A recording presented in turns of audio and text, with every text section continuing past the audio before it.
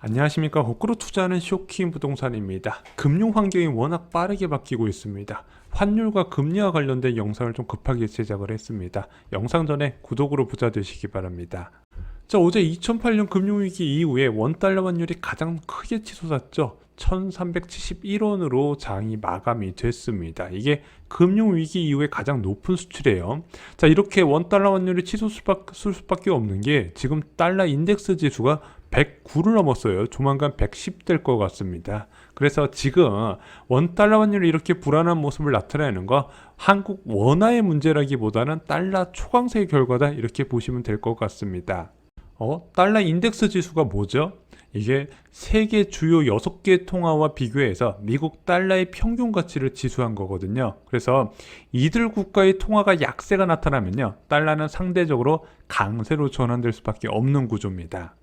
자, 그럼 어떤 국가의 통화 가치가 문제가 됐을까? 일본, 영국, EU가 문제가 됐던 거예요. 자, 그래서 양적 완화와 저금리 정책을 고수하는 일본에서 통화 약세가 지속되고 있는데 아마 일본 중앙은행에서도 이거 원하지 않을 거예요. 일본 은행에서도. 그럼에도 불구하고 정부 부채가 워낙 비대하다 보니까 이게 국채금리 상승을 용인할 수 없는 외통수 수준까지 걸린 겁니다. 일본은 조만간 물가 불안 이야기가 나올 거예요.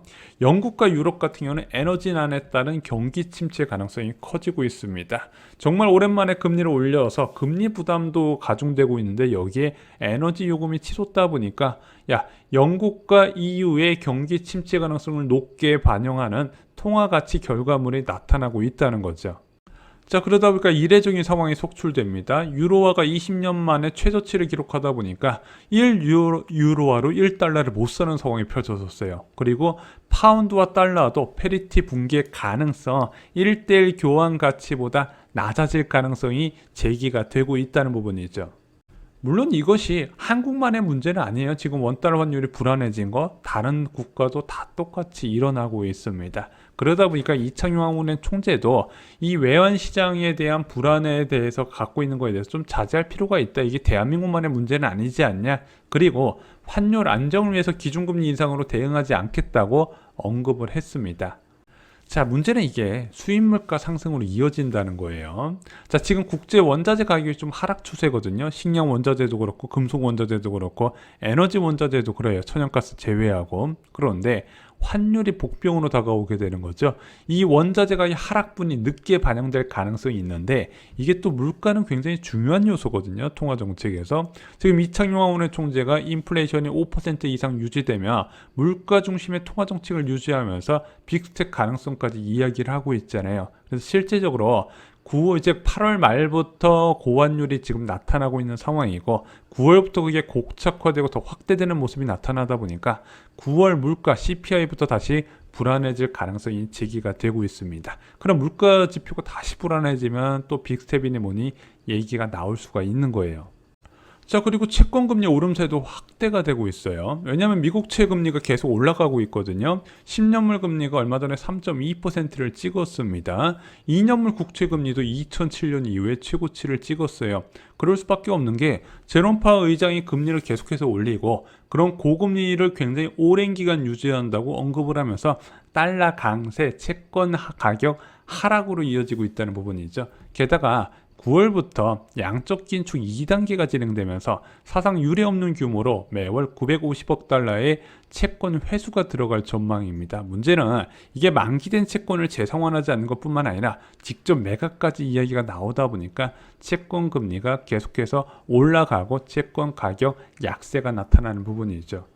자, 당연히 한국 채권 시장도 영향을 받았습니다. 10년물 국채 수익률 3.7%까지 올라갔다가 어제 조금 떨어졌어요. 자, 덩달아서 5년물 국채 금리도 올라가면서 5년 변동금리 주담대 금리가 상승을 하고 있습니다. 원래 7월 달에 지금 이 국채 금리가 좀 낮아졌던 시기에 변동금리하고 5년물 고정금리가 큰 차이가 안 나는 현상까지 나타났어요. 변동금리는 4.1%, 5년물 금리는 4.21%, 이 정도까지 간격이 줄어들었는데 이게 지금 다시 치솟을 확률이 높아진 거죠. 자, 현금 보유자 입장에서는 이제 채권이 매력적으로 다가올 수밖에 없을 겁니다. 지금 20년물 이상분부터 3.5% 수익률을 제시하고 있어요. 현재 어떤 자산이 매년 3.5% 수익률, 안정적인 수익률을 보장할 수 있겠습니까? 그러다 보니까 채권으로 개인 투자자들이 많이 몰리고 있는 상황이죠. 솔직히 자산이 많은 사람들의 입장에서는요, 아파트나 꼬마 빌딩보다 더 매력적인 대안이 되고 있다는 겁니다. 그리고 예금금리가 정말로 많이 올랐습니다. KB국민은행의 대표 정기예금 상품금리가요, 3.5%가 됐어요. 이거 가입한도 제한도 없습니다. 8월 금통위에 이제 기준금리 인상에 따른 예금금리 상승분이 반영이 된 결과물이에요. 자, 예금금리가 3.5%이 정도로 높게 되잖아요. 문제가 되는 부동산 상품들이 있어요. 먼저 수익형 부동산. 무위험 수익률이 올라가다 보니까 수익형 부동산들은 더 높은 수익률을 제시를 해야 되죠. 그 수익률을 제시를 못하면 매매 가격이 낮아져야 되는 겁니다. 재개발, 재건축, 초기 재개발, 재건축 잡으면 10년에서 15년 봐야 되죠. GTX 소재 관련 아파트, 지금 GTX B노선이나 C노선 같은 경우는 10년 봐야 되는 부분인데, 지금 무위험 수익률이 너무 올라가다 보니까 수익형 부동산과 장기 투자 상품의 가치 재평가가 이루어져야 되고요. 지금 집값이 제일 하락한 곳 보면은요, 항상 재건축과 GTX 소재 지역 반드시 포함되어 있는 것도 이런 이유라는 거죠. 자, 또한 예금금리가 크게 올라가다 보니까 문제가 되는 것이 바로 대출금리죠. 은행은 예대마진으로 먹고 사는 곳이다 보니까 당연히 예금금리 인상을 대출금리에 반영할 수밖에 없겠죠. 지금 주택담보대출 최저금리 보면요, KB국민은행은 4% 나오고요, 신한은행은 4.5%, 하나은행은 4.7%를 제시하고 있습니다. 국민은행이 낮네요. 국민은행에서 해야겠네요. 지금 국민은행 보면요, 우대금리 수준을 굉장히 높게 잡았는데, 이것을 충족하려면요, 사실상 이제 뭐 특정 계층이어야 가능하거든요. 실질적으로 얘도 4.5% 된다 보셔야 되는 부분이죠. KB국민은행과 신한은행 그리고 하나은행의 전세자금 대출 금리도요, 지금 4% 전후가 된 상황입니다. 그러다 보니까 전세 세입자 구하기가 하늘의 별 따기라는 얘기가 나오고, 전세난이 아닌 오히려 역전세난이 확대된다. 저희가 6개월 전부터 말씀드렸던 부분이 지금 현실화가 되고 있다는 부분이죠. 자, 9월 15일 이후에 또 오를 겁니다. 왜? 주택담보대출 금리를 비롯한 대출 금리의 기준을 역할하는 코픽스 금리가요, 매달 15일날 발표되거든요. 7월 코픽스 금리가 2.9% 나타나면서 지금 모든 대출 금리 상품이 3%대가 싹 사라졌어요. 자, 그러면은 9월 15일날 새로운 코픽스 금리가 나타나게 될 거죠. 아직 대출 금리가 8월 금통위 결과를 반영한 게 아니기 때문에 여기서 추가로 올라갈 것이다. 그럼 주택담보대출 금리가 4.7%가 최소 금리가 될 가능성이 있다는 부분입니다. 자, 아파트 담보대출도요, 이미 임계점을 한참 지난 거예요. 금리 수준에 따라서 수요가 결정되겠죠. 저희가 예전부터 아파트 담보대출 금리 3.5% 넘으면 수요가 감소될 것이고, 4%가 넘으면 임계점이다, 수요 차단이 일어날 거라 말씀드렸습니다. 그런데 4.5%가 넘으면 어떻게 되죠?